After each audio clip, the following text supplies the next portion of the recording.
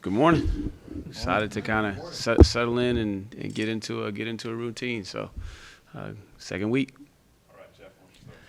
Did you learn anything last season about handling success after that fast start that you can apply this year, you think? Great question. It's very hard. It's probably the hardest part is handling success, and that was the message that I had with the team. Obviously, got off to a good start. Got the result that they wanted. Now they got to make sure that they flush it and start back over and reinvest in the process. And this is a different team. So the things that I learned were more relative to that team.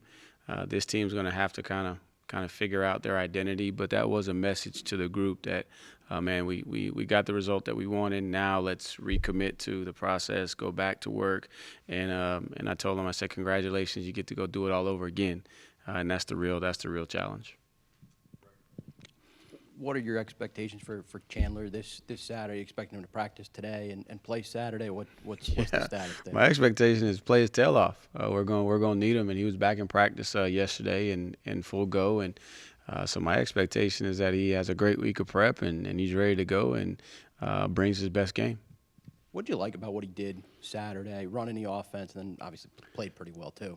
Yeah, you just showed maturity. It took us a couple of drives to really settle in. You got a group of pretty much new guys playing together, but I thought he did a good job of settling in, and once he got settled, he was able to distribute the ball, manage the system, put together some scoring drives. Love to see him go down feet first right there, but that's what you love about him is he's such a competitor. He was that close to the goal line, and even down on the field when I got to him, he had a little bit of a sense of humor. He said that wasn't very smart, but he's like, Coach, I was so close, and all I saw was the goal line. So I think we got to see the competitor, but then also we got to see a little bit of the gamesmanship of what he can do as a veteran quarterback.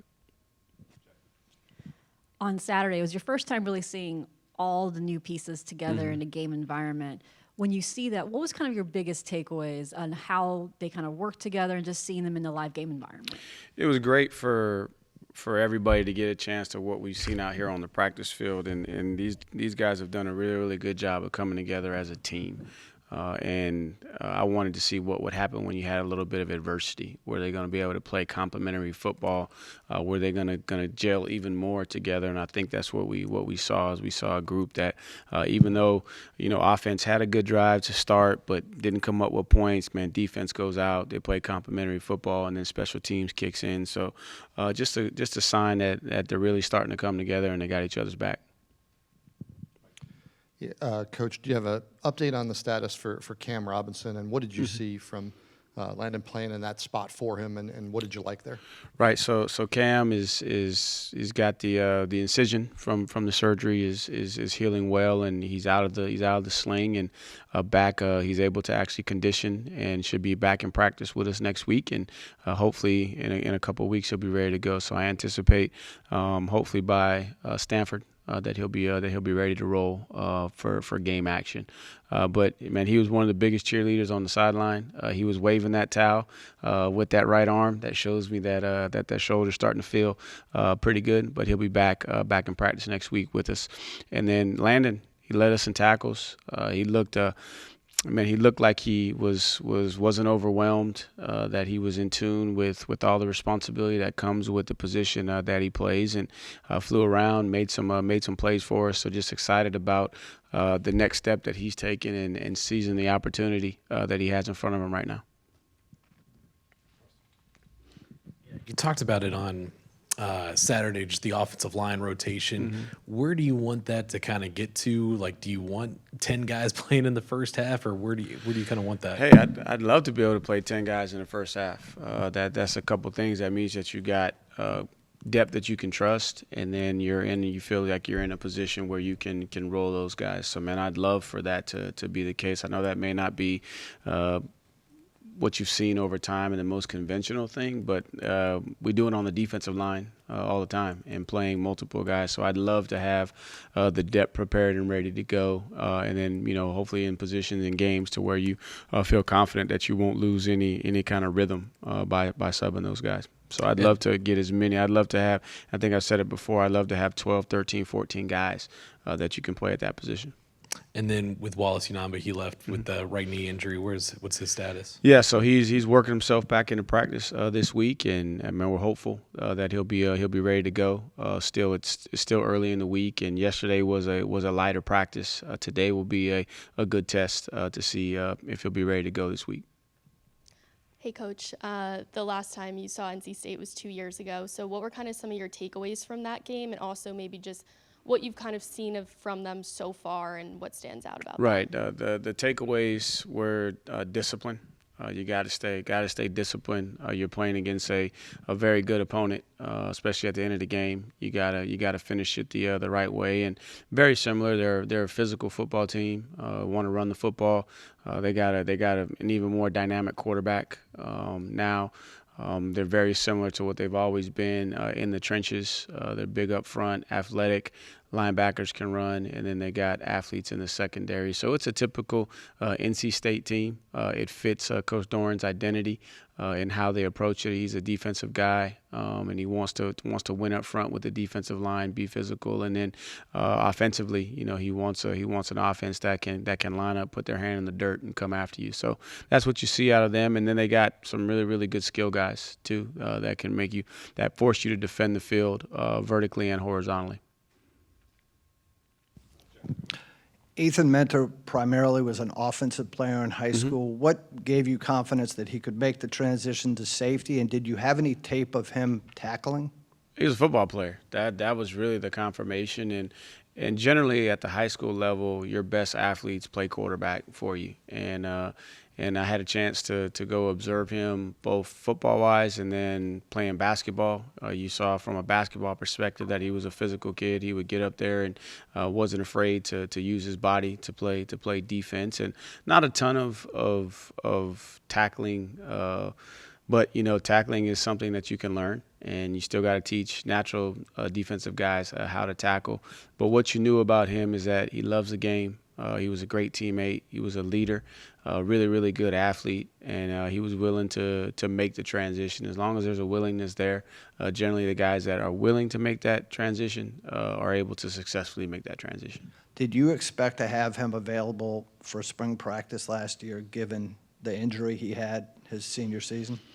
Yeah, we felt like with the timing, unfortunately, it shut him down for the bulk of his senior season, that we would be able to have him in some capacity. And what we didn't know was how quick of a healer he was going to be. And then really, you have an idea, but you don't know until you get him in your environment, just, what's their work ethic, what's their work habits, and his are amongst the best that I've seen. How much research did you guys put into your studying your red zone attack or approach in the off season? And it looks like with the direct snaps and some jumbo sets and stuff, you made some changes. Can you just elaborate on that? Right. So, red zone, that was red zone and third down were two of the biggest points of emphasis in the offseason, to the point to where we researched a lot of the concepts that we were doing. We researched the teams that were in the top 25 to see kind of what their efficiency, effectiveness was, what they were doing, to the point to where we changed a lot of even the installation process that we go through, moving red zone earlier into practices. So basically day one, we're creating a mindset of being effective, scoring touchdowns in the red zone by day one install, both in the spring and in fall camp, had an emphasis on red zone. So we did a lot more work in those areas throughout the course of fall camp, and then also in the spring, based off of the research that we saw and then I think personnel helps us too. Having some more offensive linemen available gives us the ability to go a little bit heavier down there in some, obvious run situations. But now you get guys more suited to create and move the line of scrimmage involved. And then also losing Grady with his injury, and he'll be back here in a couple of weeks, forced us to be a little bit more, innovative, look at some other ways to try and generate touchdowns when we get down in the red zone. And you're going back in the film study from Saturday night. With all the experience you've collected on the team, were there instances where you just saw that this was a much different football team just because of the experience in those situations? I think what you saw was the way that it showed up the most was the complementary football. Being able to play complementary football, that yes, we go down, we don't score on the first drive, man, defense comes out, they do their job. And then, Caleb is in there, and even though it wasn't a called block, he trusts the coaching and understands that we felt like somebody was going to come free. We didn't know who it was going to be, but have the confidence in the preparation and being able to take what we did drill work-wise in practice and apply it. And then later in the game, where you saw on the sideline, you saw the older guys cheering for the younger guys and being invested in their success. So I think what you saw was the experience showed more of a team camaraderie and atmosphere and the ability to quickly respond to adversity. And that was a challenge that I had for the entire team. 3 things I wanted to see was a fast start, control the momentum, and finish. And I think that's where you saw more of the experience showed up in those 3 areas so that we could put together a quality game. You mentioned depth earlier. How have the new roster limits impacted you early in the season, and how have you adjusted to it over the past year? Yeah, I mean, it's game 1. So I think to fairly answer that question, early in the season, give us about 3 more games to see how it really impacts, because each game is gonna determine the impact of depth depending upon the flow of the game. And but I think with the roster limits, I'm thankful that they didn't go right to 105 right away. So it allowed us to be able to carry enough depth to practice the way that we need to. I think to fairly answer that question, when we truly get to the 105 and having to practice when you only have 105 is going to impact a lot of what you do, which I think could impact early season games, because you won't have the ability to tackle as much as you did, and it's going to be harder to truly get the reps that you need for the truly developmental guys, because you're going to have to modify the way that you practice. So I think that to answer those questions is going to be coming in the future, in particular this season for the early season impact. But I think long term, you're going to see over the years it's going to impact the ability to develop, just because you don't have as many numbers, and then you're going to have injury, and then you still got to practice, and you got to manage the development and the getting those guys ready, and you can't replace. So there's going to be some challenges ahead, but also things that it's exciting too for us to learn how to modify our game to fit the current landscape. Coach, you mentioned after the game that even though the sack numbers weren't there, you thought the ends played well, were disruptive, and obviously Coastal was trying to move out of their way.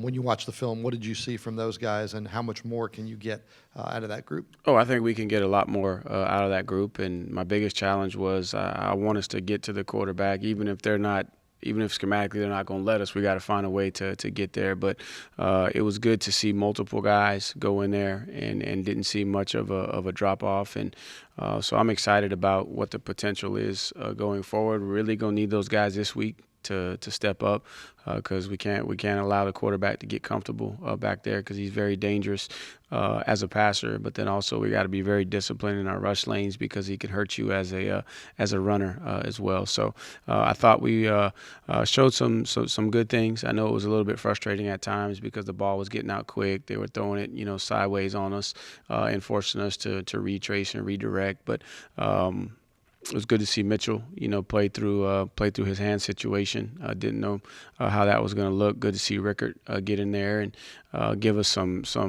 quality reps as a spy guy, but then also trying to impact the quarterback. So I think there's a ton of growth opportunity for those guys, and we're going to need them, especially over the next several weeks as we play some of these dynamic quarterbacks.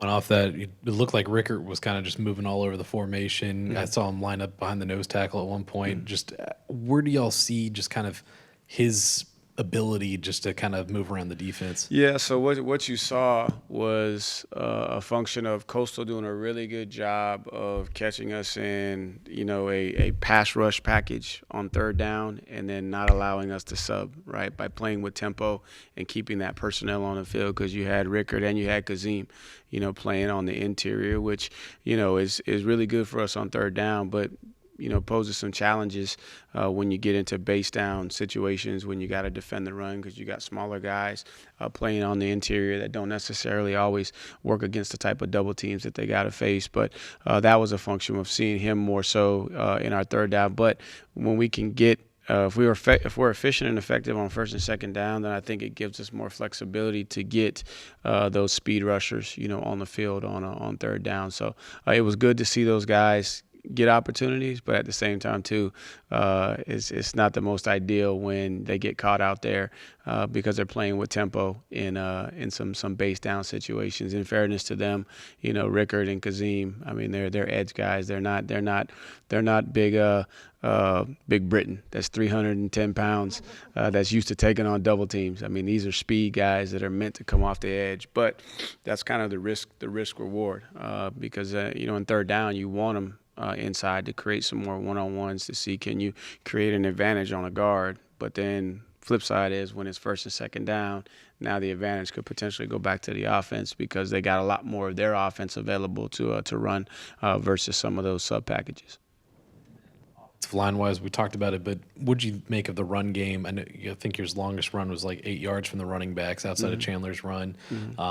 Did you like what you saw with the run game? I mean, we were sitting there right there going into the last drive with about 173, close to 180 yards rushing total. And if you can rush for 200 yards in a game, I mean, that's a pretty good, regardless of how you rack them up. I thought the backs initially ran hard, and then the game kind of got, it became explosive. The receivers started making plays. You'd love to see some longer runs, but overall, I thought the production was there, and I felt like we left a couple runs out there, which is an opportunity for us to really challenge the backs. But I'm not worried about the direction that we're headed. And we had 4 different backs that had equal amounts of carries, and so that was more pleasing to me that you were able to play all 4 of them and get them touches because we're going to need all 4 of them over the course of the season. And I think the other thing that hurts your overall numbers is it's a good thing is we're down in the red zone and we only got 4 yards to go or we only got 3 yards to score. And so overall it's going to bring your averages down. But, hey, if we're snapping the ball on the 4-yard line and running it in for touchdowns, then I'll take that every day than maybe an open field explosive. But we do have to and I thought we had some that we could have extended a little bit. But it's a great opportunity for us to challenge all 4 of those guys and the offensive line to go out there and be a little bit more explosive. But overall, I mean, we won the matchup rushing the football. We had success, running the ball down in the red zone. So those are all positives, and I think the explosiveness will come as the games dictate throughout the course of the season. You talked a little bit about NC State can bring stretching the field. They have, Wesley Grimes, a very speedy receiver. That receiver room is pretty deep for really them. Good. What is the challenge that they possess when you look at NC State? Well, one, their receiving core is big. They're all long guys. They're fast. The quarterback's got a cannon, so he can make every throw. They can run by you. And if you back off of them, they can make you miss on the underneath stuff. So we're going to have to get lined up. We're going to have to communicate. We're going to have to stay on top of routes. We're going to have to get some pass rush so the quarterback doesn't have time to find the open guys. So they pose and then they're tight end. Jolly, he's as good as we're going to see in this league. Big physical guy that can stretch the field as well.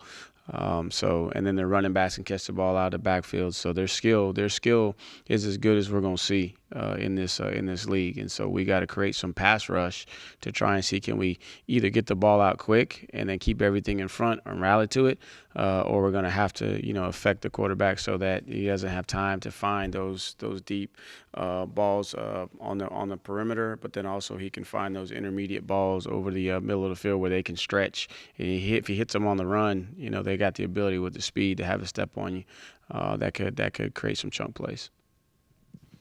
Scott Pioli had been around a good bit with you guys over the last month. What kind of influence and what kind of advice do you think that he gave or was valuable to your program? I think he was valuable from a front office perspective to the individuals that are now transitioning into that world. That's a new world for us in college football. So I know it was valuable for Tyler Jones and Spiros and several of the folks that work on that side of things. For me, it was awesome just to have somebody with that experience that's been around some of the best coaches in college football, just to bounce ideas off of, to get critique, to say, hey, am I headed in the right direction? Culturally, what is it? How does it feel to you? Are things matching up? What are you seeing on the practice field? Personnel-wise, you've evaluated a ton of personnel. Do we have the right body types and fits, and then it also brought some validity to what we're doing for our players, to be able to have somebody with his experience and to be able to ask questions about what the next level is like, and then also get confirmation that the things that we're doing from a preparation standpoint are actually what needs to be done to prepare them to transition to the next level. So it was awesome having him around. And then just with NC State on defense, new structure for them, new coordinator. What'd you see? What'd you see there that stood out to you? It looked like a group that had been playing together for a while, even though it's new pieces. So you got a new structure, and then also some new transfers that have come in. But they looked very well coordinated. They were in position all night. They were flying around, playing fast. Looked like they had good communication. The reaction times were really, really good. So they got a bunch of seniors and graduates on the defensive side of the ball, and it looks like they've done a great job of finding the personnel that fit who they are, the style of play, and you can see that those guys look like they've been playing together for a while, as opposed to a new group of a new coordinator, new guys coming in. You can see that they've bought in to what they're doing. They look very well coordinated, in position, and guys were flying around, having fun, and looked like a really, really tight unit that's already gelled, even after one game. It appeared that your pass protection took a big step forward. Just can you talk about that a little bit? Yeah, so anytime you can come out of the game without having a sack on the stat sheet is really positive. That's one of our goals and objectives offensively. I thought they did a good job of communicating, IDing. Biggest thing is we want to make sure that quarterback doesn't get touched. So we had some clean pockets in drop back, and then also with our play action stuff. And again, we also got some 3-man rushes. With that structure, they were dropping 8 at times, and that's how that defense is built. So it took a little bit of pressure off of us. They were trying to get into throwing lanes and drop guys into coverage, but we're going to have to be on our P's and Q's this week, because this defensive front that we're getting ready to play, both Harsh and Sloan are very, very active on the edges. Cleveland is very big on the inside. They can jump in and out of structure, go from 4 down to 3 down. And then they got some experienced linebackers that can bring pressure. So we're going to get tested from a pass protection standpoint this week. When you have an opportunity to watch a team that's on your upcoming schedule play on TV, do you take advantage of that? Do you pick up anything on TV, like with State opening against East Carolina, or do you get it all from the coaches' film? No, you watch both, and you try to see if there's anything you can pick up. I mean, but when I watch, just like, man, that's the NC State that I'm accustomed to, flying around, really good on defense. The quarterback is very, very dynamic. Kind of reminds you of Lamar. He's Lamar-ish when you watch him, just the way how fluid he is running. How he looks in the pocket, and he's got a cannon. So you saw all those things, but the nuances you really wait for the coach's tape to be able, because again, the TVs, going to commercial and it's cutting at different angles, so it's a little bit more difficult to really follow it. But when you get a chance to look at the coaches' tape, it's where you get the most of your information about the teams. But it's good to. I'm glad college football is back. For you get to get a chance, just like last night watching a little bit of. I didn't get to see Virginia Tech on Sunday because we were really engulfed in the preparation. But last night you kind of got the TV on. You're watching North Carolina a little bit, so you're getting a preview of there. And I'm not gonna buy the lie. All right. I mean, they're going that football team. By the time we roll to town, they're going to be greased up and ready to go. But you at least get to see some body types. You get to see some structures, some defensive structures, some offensive scheme. When you do get to watch, and I don't get to do it much, so I like the Monday games and some of the Sunday games because I get to watch a little bit. You told us that you wanted to get a look at Daniel Kalen in some live action. Yeah. Maybe not exactly the way you wanted it to No. unfold, timing-wise, but what did you see, and how do you feel about him if you in a Right. situation where you need him? So the plan was after that series that Chandler took the shot, we were already planned on putting Danny in and letting him roll because he's earned it. And then two, it's an opportunity, in a competitive situation to get some reps. And also too, later in the game, we started, subbing some guys. So maybe there were some younger guys that he hadn't practiced with, and he's trying to gain his rhythm. But I feel really good about Kalen in the game and his future, and excited about him. And that's why I said that he's earned, the right to play because of what he's shown on the practice field. And obviously the game was in a different situation the later it went, so we didn't get to see as much just because the game was under control. But man, I feel good. And so if there was a situation with Chandler, I have no reservations putting Danny in there to go win a football game. At linebacker, we talked about Landon Danley and Trey McDonald, but Caleb Hardy is now switched over to that position. What was the conversation like with him moving, and what was it about him that you wanted to move at linebacker? Pretty easy conversations. Like, Caleb, hey, this is where your body's headed. You're up to 228 pounds, right? You're looking more like a linebacker than a safety, and nothing wrong with that. And so we're thinking about moving you a little bit closer to the ball. And he's like, Coach, whatever I got to do for the football team. And so far it's shown to be a good decision all the way around because he just looks really natural as a linebacker. And again, it's going to become even more natural as he learns the defensive scheme from that position. But athleticism, you got a bigger safety now playing linebacker, so you're going to have an increase in speed, agility, athleticism, and then as he learns the position, then you'll see more of the physicality come into play. But so far, I was pleased with his effort, and each day he looks more and more comfortable in the box. Tyshawn Wyatt missed all of 2024 at JMU and played a pretty good amount of snaps on Saturday. What have you kind of seen from spring through now, him getting his kind of sea legs back under him? That's right. So he played a lot of football, and he played multiple positions over the course of his career. And what you're seeing is every day he's just gaining more and more confidence in his knee, and to the point to where he can play out there at tackle for us. Could always go inside at guard, and he's a guy that we're going to need down the stretch to just continue to improve. So every day is a step in the right direction for him. And 18 months is a long time to be without football, and so you see each day he's kind of getting back to having the confidence that he needs to go out and be the player that he was.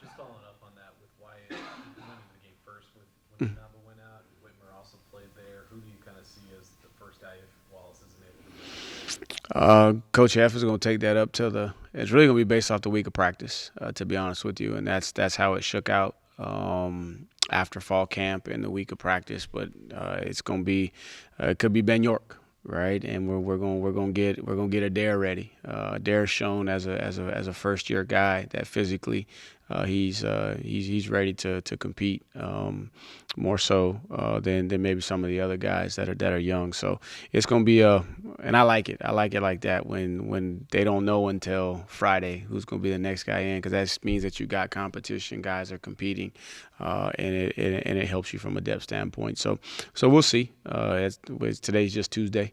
Today's our first day back in pads. Today and tomorrow will be the real test to see how all those guys absorb the game plan, and that's the challenge for all of the guys that are on the squad is, can you flip the page quickly and kind of maintain focus on what we do, but also be able to adjust off of the scheme that we're getting ready to play, because this is a totally different defensive structure than what we prepared for. We prepared for an odd 3-3 stack with all different with the rover dog safety, to now we're anticipating it's going to be an Okie front, 4 down, multiple coverages on the back end, but completely different structure. So how quickly can those guys flush what we did for 25 practices to now get really 4 practices and be ready to play? So it'll be a game time decision on who would be the next man to go in.